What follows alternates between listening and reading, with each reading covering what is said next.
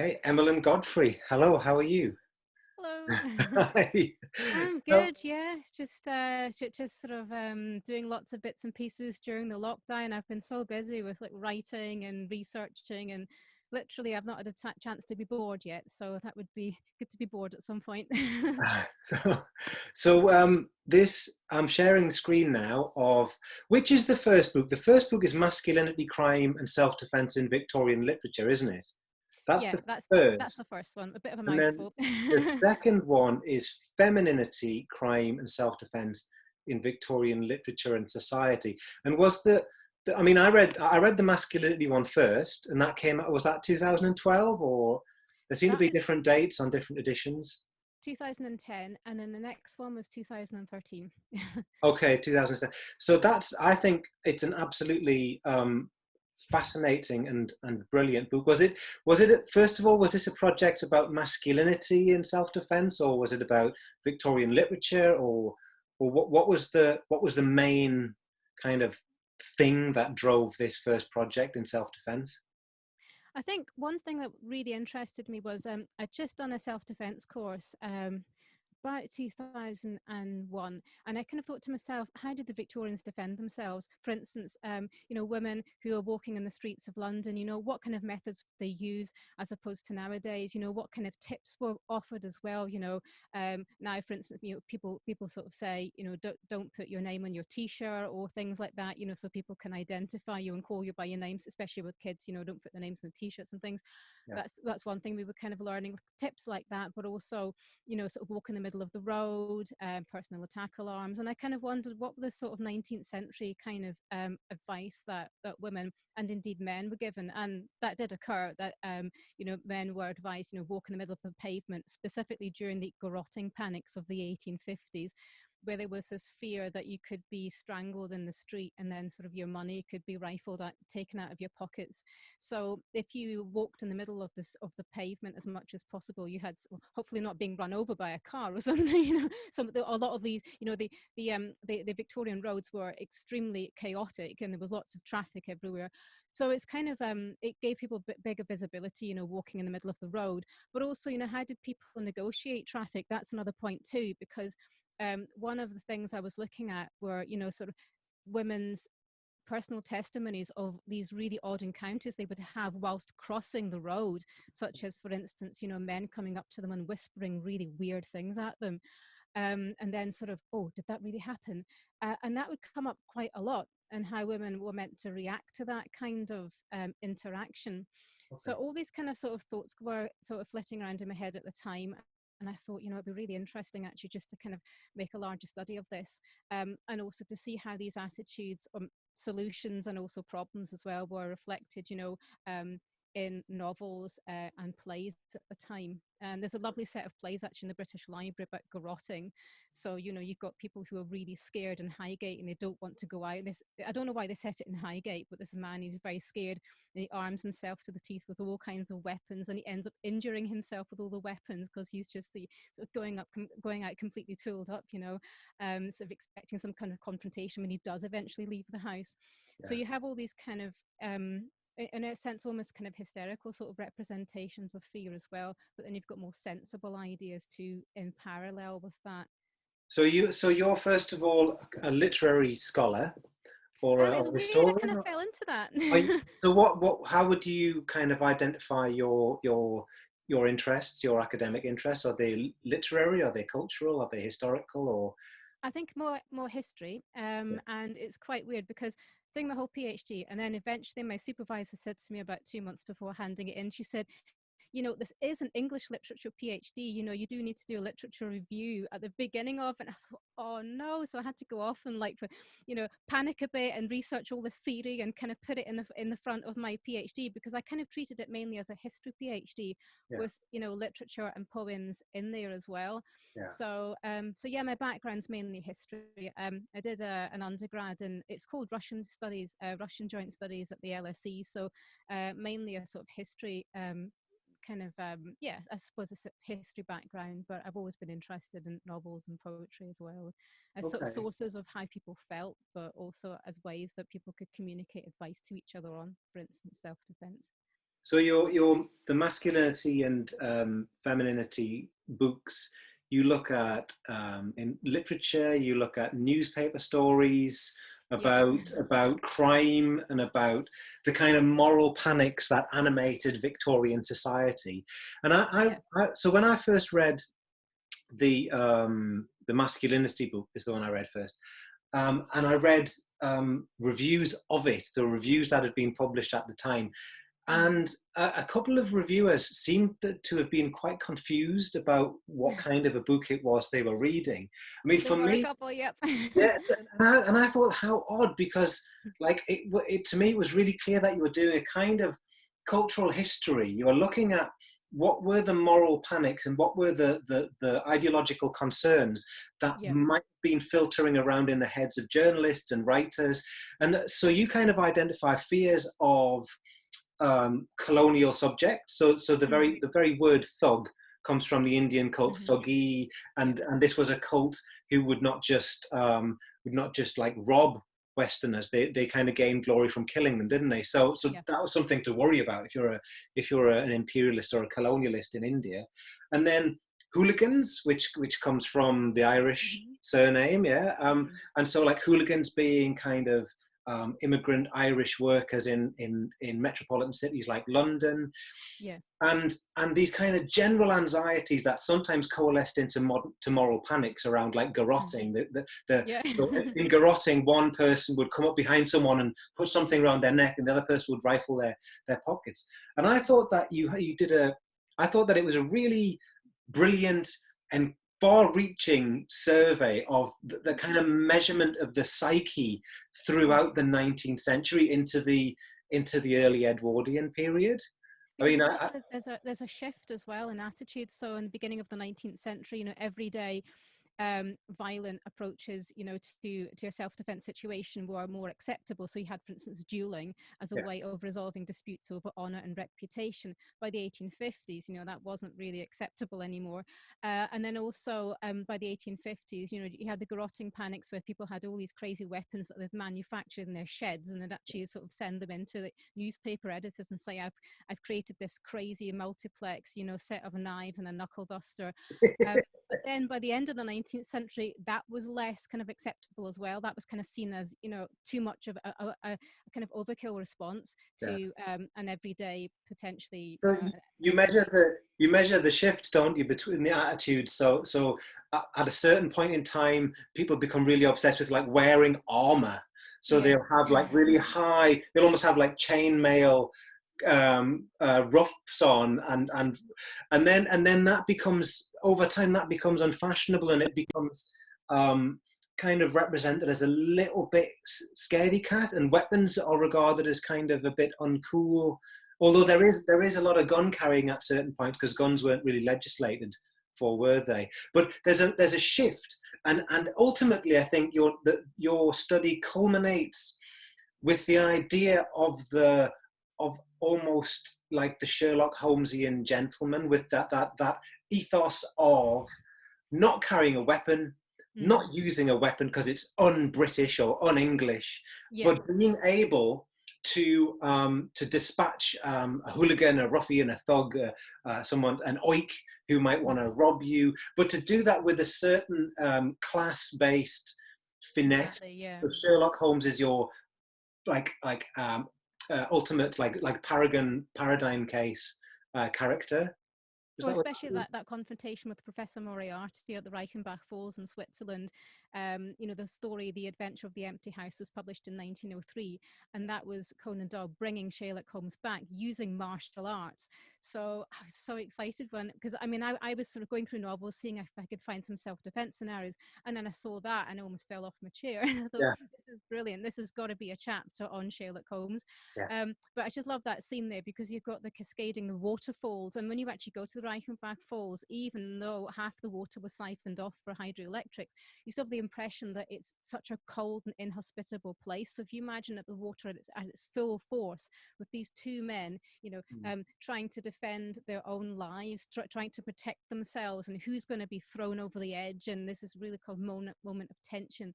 So, when you go to the Reichenbach Falls, you can really imagine that. And so I think there's a mixture of the sublime, and there's also martial arts in there as well. Yes.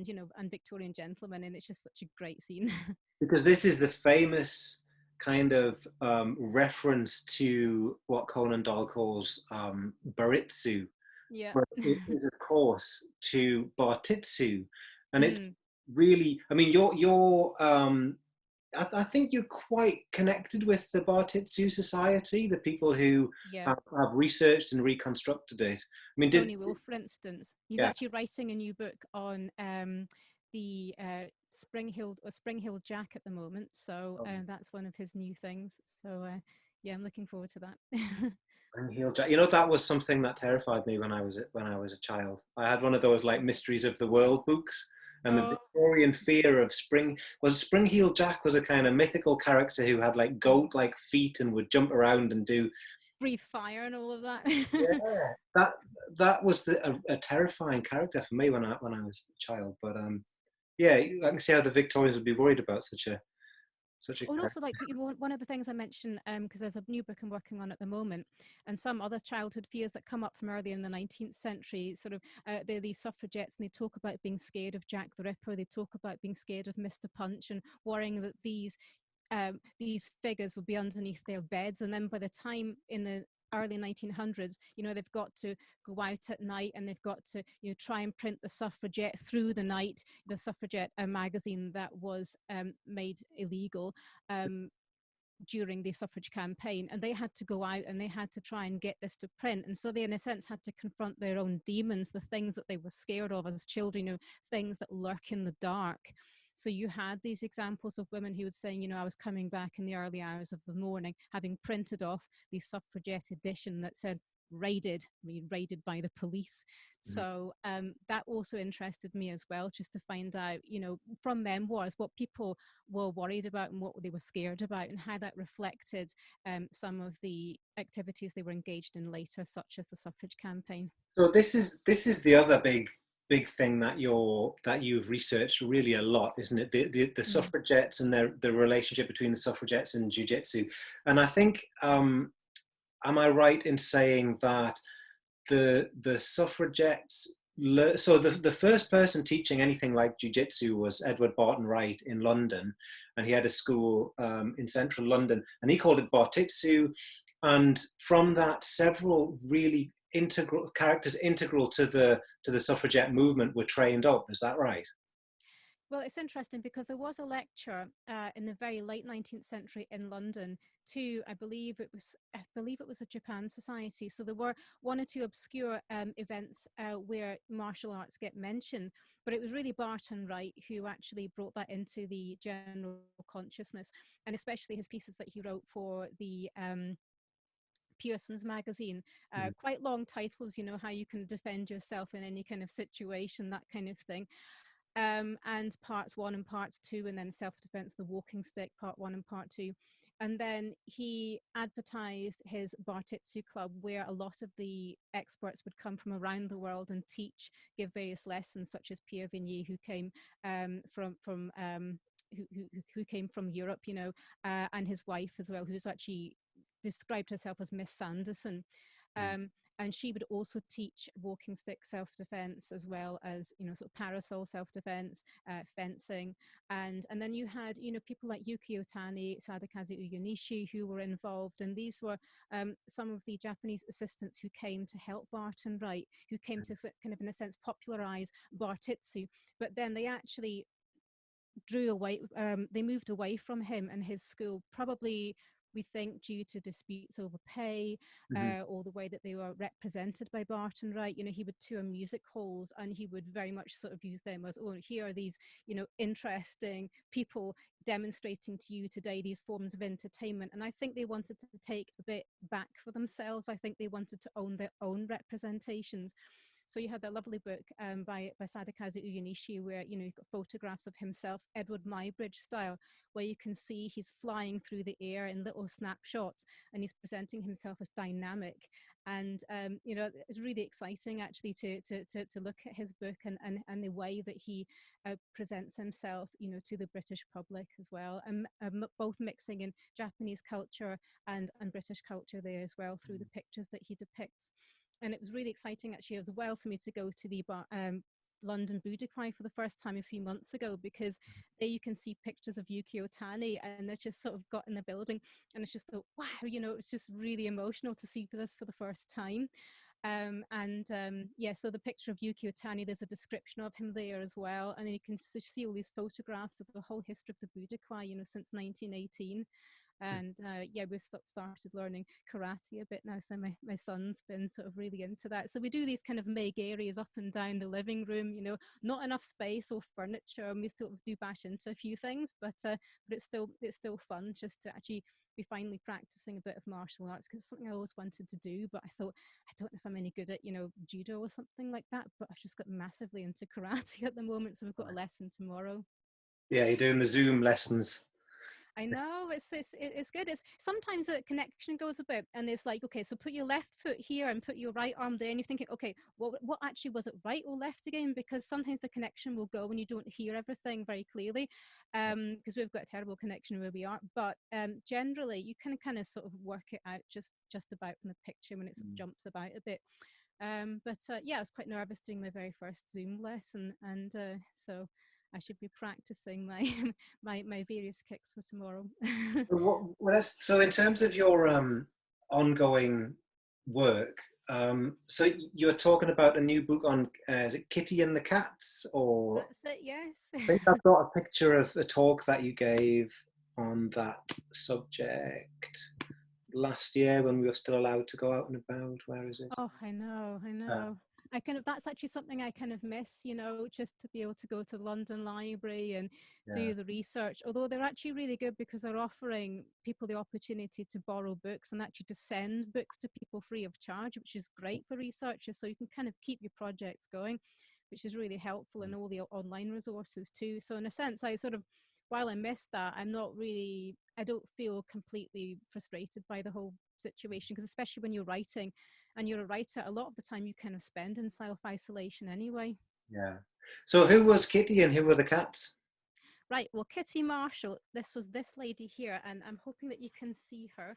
Yep. If I hold this up a little bit, oh my goodness, it's quite a big book. It's actually Christina Broom by Anna Sparham, and it's about suffragette photographs.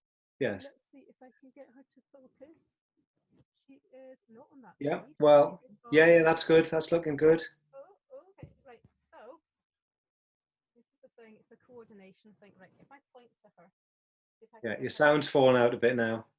All right. The sound. Okay. Yeah. So Sound is crucial. this is the curse of trying to get a huge book at the Yeah. side. Just about see it. Okay. Yeah. I can see that. It's this lady here. Yes. Yeah, I got it. Yeah. That's her. Now, okay, so that's Kitty Marshall wearing an 18th century mob cap, and you're probably wondering why she was wearing that.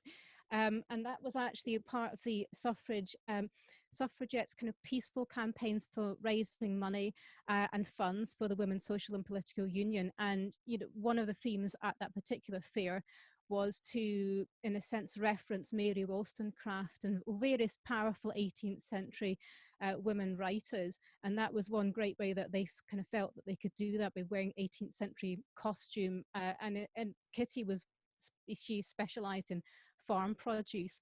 So she's decided to wear like a sort of farm kind of type mob cap. So their working. identity was expressed by evoking a bygone age. Yeah, yeah, for that particular event. But what was actually really interesting around that time was that martial arts for women were really taking off. So Edith Garrett, at exactly that point, was promoting self-defense for women and specifically for suffragettes. And around this time, Kitty was starting to become involved in the suffrage movement, particularly, but also by learning martial arts. We don't know exactly when she started, but probably circa around 1912, 1913, because she became a member of the suffragette bodyguard Hmm. that was given the task of protecting Mrs. Pankhurst from the police Hmm. whenever she was pursued by the forces, by the law enforcers, to try and capture her, take her back to prison to make sure that she saw out the rest of her 3-year sentence. Hmm. And one of sort of Kitty's sort of duties was to be in the bodyguard to protect Mrs. Pankhurst, but she was also a very good friend of hers too. So Hmm. she's got an autobiography in the Museum of London where she describes her as dearest, you know, her close friend. Hmm. And throughout her life, from the point where she met Mrs. Pankhurst until Mrs. Pankhurst's death, she was in a sense protecting her not only physically from the police, but later on protecting her reputation by setting up the memorial to Mrs. Pankhurst in Victoria Tower Gardens that we see today.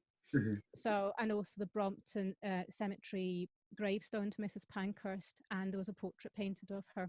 So, in a sense, she was very much protecting her. She was her bodyguard and her close friend, and she offered her place as her home as a place for refuge for Mrs. Pankhurst when various things are going on in Mrs. Pankhurst's life, such as falling out with Sylvia Pankhurst and all of that. And Kitty's house kind of offered a refuge to her, so from the police and from publicity. And so she's a really interesting person to look at in terms of not only martial arts history, but the history of the suffrage movement too. Okay, so when did, which is the first, are there documents that or letters, or is there just a kind of popular memory of the first time that the suffragettes decided that they needed to be trained in self-defense? Because I know they would sometimes carry weapons. They would carry Indian clubs and things, wouldn't they? That Yeah, they could yeah. conceal up their sleeves or in their coats, and when the police or when the mob or whoever it was would try to arrest them, they would batter them with that. But then, did it develop from clubs to a more refined approach to training and self-defense, or is there a process that we know about? Well, it's interesting because like the press referred to these Indian clubs as rolling pins because people who weren't in the know, but you could tell that these were clearly bodyguard armed with their Indian clubs.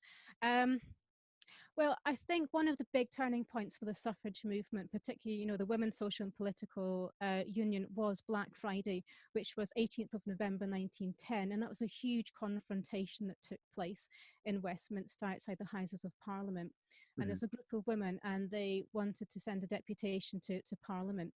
And they were blocked by the police. And there were lots of really horrible examples of what went on there for hours and hours, how the women were mishandled without, you know, being basically they kind of in a sense let you know kept at the mercy of the police for a long long time rather than just simply being arrested. Mhm. And then there was this idea that, you know, women shouldn't be using their bodies anymore, you know, to make themselves vulnerable. They should be using things like stones, you know, smashing windows. And that was the first kind of shift there, because it was just too dangerous, you know, to kind of risk their safety in that sense. Mhm. And then also, I think later on, when you had more confrontations with the police, again, you had the sort of need for martial arts training too. So even if there was a deputation that was meant to be peaceful, it could, you know, spill out into something. So I Mhm. think people like Edith Garrett were offering suffragettes Oh, connection. the opportunity to arm themselves for things that they may or may not be able to, you know, predict that could go wrong. Okay, okay. And did The they? signal went out there just slightly, so I That's hope slightly. No, I think we got about 99% of that. So it's all, yeah. That's okay. Let's fingers crossed that that the connection stays with us for a while. So did they actively seek out martial arts training, or did they already like know these people? Did they know the people who trained them, or did they look for them? Well, Edith Garrett advertised in various women's suffrage periodicals. So, you know, you would have, you know, her club being mentioned there. As soon as, you know, you would be perusing, you know, like the Vote or Women's Social and Political Union Mhm. magazine, Votes for Women or the Suffragette, you would see, yeah, you know, Madame Garrett's Jiu-Jitsu school. Mhm. And I think also she got a fair amount of publicity in the press too, because there were these various confrontations between her and a would-be policeman, and that was discussed and actually described in great detail, you know, how high she was, how small she was, you know, how high the policeman was, you know, way over 6 foot, and she managed to throw him to the ground. There's only really one confrontation, one of these sort of made up confrontations that I sort of saw. Some of them weren't made up, some of them were actually real, but they kind of, in a sense, there was this set up to them. There was very much this idea that, okay, this is a stage for Edith to show off what she can do. There's only one confrontation where she was felled to the ground, but even then, you know, it was still very, you know, very good humored. And I found it was kind of interesting because a lot of the time there was this idea that, you know, you had suffragettes versus the police, but I think there was a lot more understanding there and a lot more kind of cooperation than you would think. So after, for instance, that jiu-jitsu confrontation, you know, Edith would get back up again, you know, they'd sort of bow, you know, they'd shake hands or whatever and smile, and that was it. Whereas I think a lot of the time scholarship, you know, kind of mentions the confrontational aspect. And there were a lot of officers, and this is one thing I look at, specific memoirs that haven't been published before and pretty much never seen the light of day, where they actually talk about being very sympathetic to the women's cause, and how, for instance, you know, the Cat and Mouse Act, where women were released from prison to recover from their hunger striking in order to be clawed back again, time and time again, weakening them. Officers actually just thought that was just a crazy piece of legislation. I mean, Reginald McKenna, who was really the architect of that particular act, he kept on defending it all the time, saying, well, how else do we, you know, deal with women whose crimes are very, very serious? And we can't, you know, let them die in prison, but, you know, we also can't just completely release them. But the police thought this was a crazy idea because they knew that the women, very intelligent women, as the police actually mentioned in the memoirs, they're not going to fall for that. You know, they're not going to go willingly back to jail again. You know, they're going to do everything they can to stay out and, you know, create more havoc and more fires and arson attempts and things like that. So, you know, some of the people that Kitty knew and she was friendly with, you know, did try to start fires and, you know, damage various items. I think Kitty didn't do that much in the way of window damage. She did a bit. I think she mainly confined it to that, and also protesting against the census. So there's this lovely story where she and Arthur Marshall, her husband, who was a lawyer and also defended suffragettes in court, where they would hire 3 caravans and then they'd sort of go off, you know, and go to like Wimbledon Common and just sort of hang out there during the census protest and sort of say, you know, we do not want to be counted. We're off somewhere else. You know, we're having fun here. So there were lots of really peaceful things that Kitty did as well as defend Mrs. Pankhurst. And I think it's mainly stone throwing, so she didn't go in for the more extreme forms of attack, if you like. So you think that for instance, a film like Suffragette, which was what, 2015 or something, I think it was around 2013, I think. 2013, okay, so yeah, that'd probably be right. No, was it 2013? I think maybe I think you might be right. It could be 2015 or 2016. Yeah, it was around that time. A long time ago now. It was kind of around the centenary, wasn't it? So it was a bit. It was. I can't remember exactly. Before. I don't know, but maybe it came out on DVD or whatever, or streaming around that time. But that, I mean, do you think that gives in any way an accurate account of it, or did you find that a problematic film?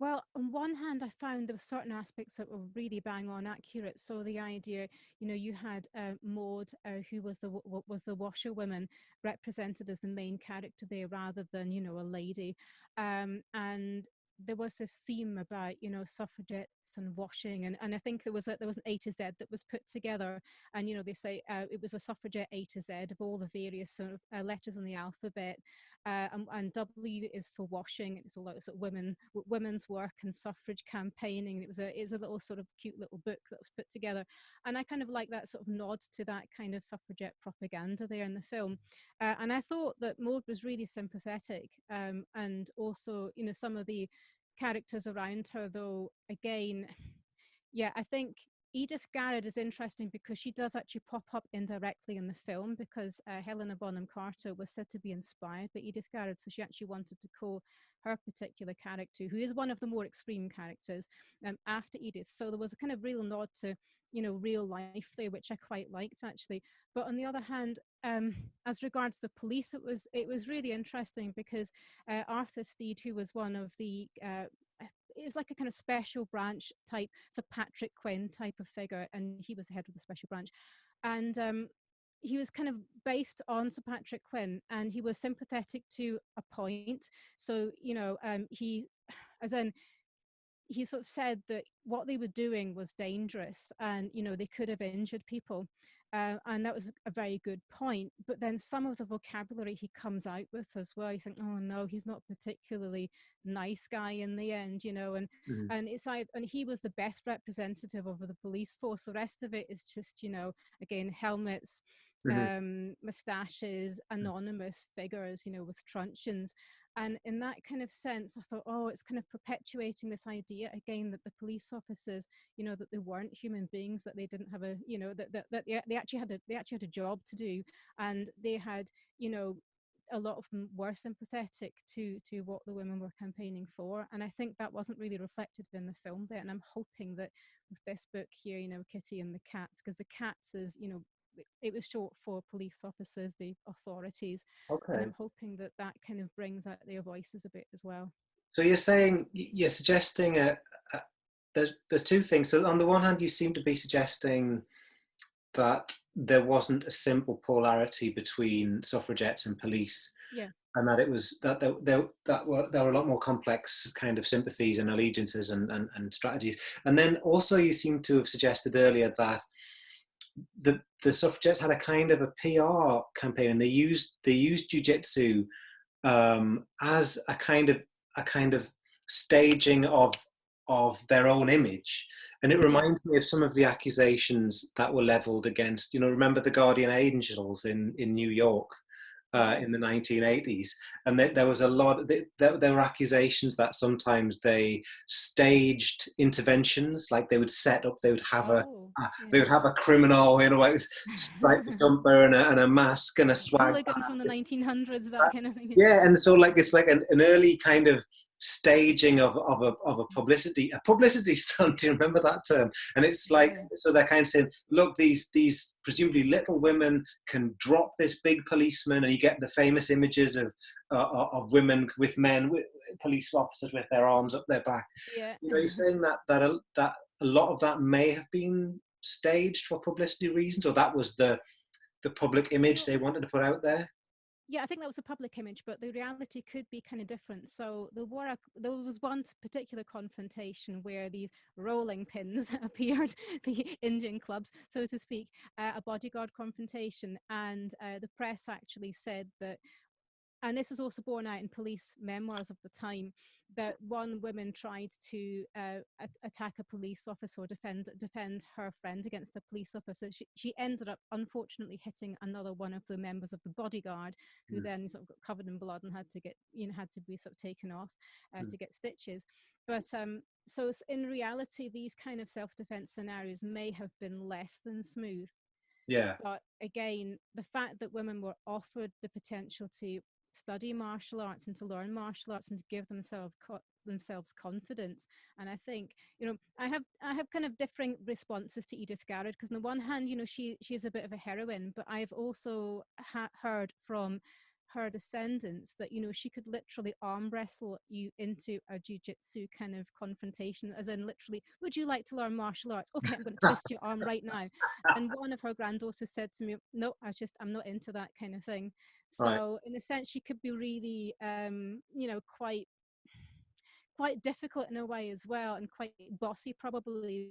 But that kind of personality was probably quite essential for that kind of role, as wasn't in fact Mrs. Pankhurst too. I mean, she could be quite bossy too. So you know, Yeah. the way that she talked to Sylvia in the letters, no, you cannot call it the East London Federation of the Suffragettes. That's not a good title, because people will think the Women's Social and Political Union and the East London Federation are connected. No, Sylvia, you're so difficult, you know. So in a sense, Mrs. Pankhurst could kind of talk down to people as well, and she could be bossy too. And obviously Christabel, you know, who was very much sort of running the kind of sort of show once Mrs. Pankhurst was in and out of jail.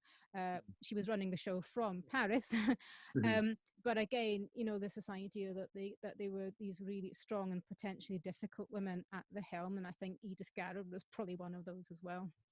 Okay, that's it. Interests me that I mean, well, if you know some grappling, if you know some how to put people in arm locks and how to drop them and how to tie them up, it's almost irresistible to want to teach that to children. Go Mm. here, come over here, and, and Yes. there's Yeah. famous stories about like the Gracie family in Brazil, and it would be like, you know, Uncle Helio or whatever. Going, just you know, have a bit of fun. Well, why not try and do that? You and your brother get there and just and it's like I think any parent or uncle who or auntie who knows that you want to give that gift to your young relatives and friends, don't you? I mean, I but suppose, whereas her granddaughter just ran away, she said to me, "No, I don't want to know." yeah, I mean, so you've chosen karate for you and your son, I guess, at the moment. So you did self-defense, got you interested in this whole thing, and you were a Victorian literature scholar, and you were like, oh, I'm going to dig into this. But now you have a young son who's interested in martial arts, and you've chosen like Shotokan karate, haven't you, rather than Well, it's a bit weird because the first time we went to the Budokai, they said, okay, it's actually, you can join any of the karate drop-in classes, you know, so your son can join a beginner's class. Whereas with judo, you have to sign up for, I think it's something like 8 weeks in a row. So that's quite a commitment. And when you're living pretty much a 2 kind of hour journey from the Budokai, that's a pretty long journey on a Saturday. yeah, Um, but you know, so we thought we'd start off with the karate, but he really would like to learn judo. He's always talking about judo. yeah. So I think that's something that's going to be on the horizon. So if we start off with the karate, then potentially you can do the judo afterwards, because I have heard that some kids, you know, go on from one class and then straight on to the other one on a Saturday. It depends on how committed he is. But Mm. he'll suddenly start up doing martial arts at 9:30 at night. I don't know why. You know, around 9 o'clock is our karate hour, but that's when things seem to happen. That's when you upper blocks seem to start happening in the house, you know, and knife hand blocks and things. But yeah, I'd like him to learn the Shotokan at the moment. He's learning Shito-ryu locally, so we're going to see how that kind of works out. So combining the two, so I've Mhm. got various sort of moves to learn for both of them. But I kind of like elements of both. So you know, when you're watching Shotokan compared to Shito-ryu, say on YouTube, there's actually I think it's one of the kata that was shown, and you could really sort of see, you know, the cat stance was the Shito-ryu version, and the knife hand block with the Kokutsudachi, the back stance, Yeah. was the Shotokan take on that. And it was just really fascinating to watch, you know, the two martial arts, you know, experts kind of in a sense having a bit of a sort of dialogue there, the two Were, types. were you never tempted to look into a classical, like traditional jujitsu, so that you could think about the kind of something close to what the Victorians would have encountered, something that Edith Garrod might have learned? Because historically Mm. it was a kind of jujitsu first. So there was Bartitsu, which then I guess Barton Wright was a bit of a control freak, right? And he wanted everything to come to him and everything to go through him, Yeah. and then he Mm. and then he popularized this by working with lots of Japanese martial artists. And then the term became jujitsu, but then that was washed away by judo. Woof. Mm. Judo became the massive force in through most of the 20th century, and then it was only really in the 70s when you got your karate and then kung fu so I mean, have you never been tempted to kind of go, I wonder what it would be like to learn the kind of classical jujitsu that Sherlock Holmes might have learned, Yeah. or Barton Wright might have learned, or Edith Garrod might have learned? I've gone to various conferences and various events where somebody has specialized in martial arts and read Barton Wright's work and then kind of interpreted it and sort of taken part in various events. But I always had this sort of secret fear that, oh, you know, my coordination's not great. You know, I can't follow when somebody opposite me is standing on the left foot. You know, I'm going left foot, right foot. Oh Yeah, no.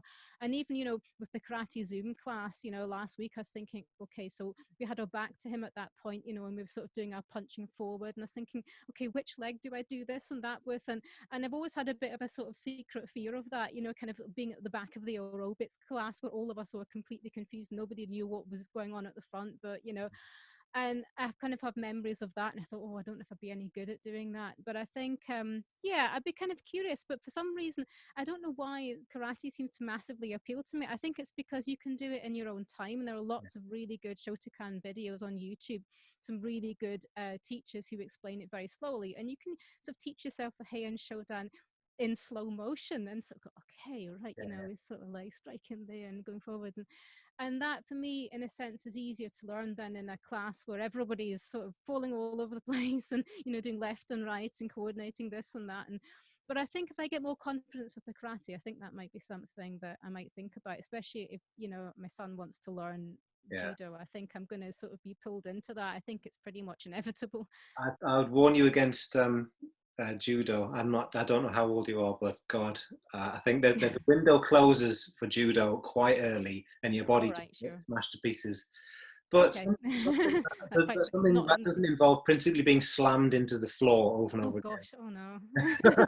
So when will we see Kitty and the Cats? What's the output? When's the book published? What's happening with the? So I've sent the edits of the manuscript to my publisher a couple of days ago. Thank Mhm. goodness. It was what happened was it turned into a huge book, and then it kind of became slimmer and slimmer and slimmer. So initially it was sort of all these great things I found, and the thing is, especially you get really emotionally involved in it, then you can't not put all the things in that you find. Yeah. But then you have to kind of take things out and go, well, actually, I don't need to put so much in terms of suffragette general history there because people can look at other books on that one. So I've taken a lot of these things out. So it's really imminent. It's been about imminent for about a year now, but particularly now because we have cut it down a huge amount. So I've taken out anything that interrupts the story because it's going to mainly going to be a story rather than, you know, an academic book now. And it's got a lot of action scenes in it. You know, opens with a bodyguard confrontation, and a lot of it's on the ground research and sort of finding out the stories behind the buildings where, you know, and the streets where some of these particular encounters took place. I've got a lot of interviews as well with people that living relatives, you know, of some of the officers and suffragettes who were involved. So a lot of that's going to sort of go towards making a story, and rather than actually having the academic material in there, which is now pretty much largely gone, it's now going to be the actual story of it, but based entirely on every single word that was said. So it's got Okay. a strong academic basis, but it's going to be narrative. I've not made up a single thing, you know. Okay. So kind of really So basic. maybe you should look at sending the academic stuff to our journal. Yeah. I've got plenty of stuff. I've just deleted about 150 pages worth of material. So, oh, I could use that for this. I could use that for this. You know. So You haven't deleted it. You've moved it. You've moved it. You I've haven't. moved it. I've moved it. Yeah, it's All going right. to be kind of on in the sort of back burner for the future Yeah. project. All right. Okay. Well, Emelyne, it was wonderful to speak to you again. It was lovely to see You you. too. Thank you so much for your time. Thank you. And yeah, send us the stuff to the journal, definitely. Cool. Yep. I've got various bits on the confrontation in St Andrews Hall in 1914, which was a big bodyguard confrontation. So I can send some things on that. Excellent. Thank you very much. Cool. Thank you.